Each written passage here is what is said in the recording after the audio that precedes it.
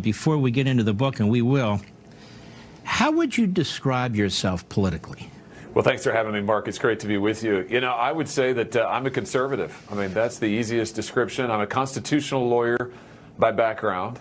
I was a religious liberty First Amendment lawyer. I was Attorney General of the state of Missouri, so a prosecutor. I have a background as a prosecutor as well. So for all of those reasons, I really believe in our Constitution. I consider myself a constitutionalist, first and foremost. I also consider myself a populist. I think that there's a rich, rich tradition that is rooted in our Constitution of saying that it is normal, everyday Americans who are the best citizens, normal, everyday Americans who ought to run this country, who ought to run this government. And I think what we're fighting for today is to make sure that it is normal, everyday Americans who have a say in their government, have control over their government.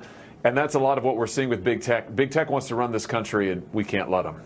Now, the left likes to say they're populist too. And yet they like centralized, overarching, ubiquitous government. So just briefly, if you can, describe the difference between your idea of populism and their idea of populism.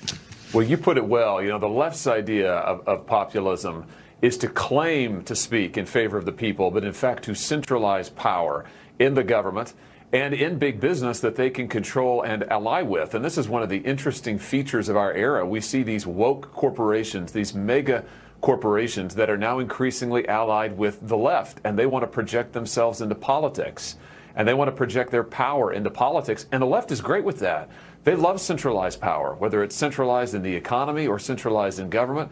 They want our lives to be run by a handful of people in Washington, in Wall Street, and they want those people all to work together and tell us what we're supposed to do with our lives.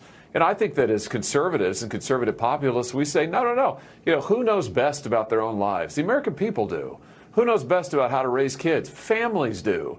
Who knows best how to make decisions about their future? Individuals do. And so when I think about conservative populism, it's the populism of the American framers, of our founders, where our Constitution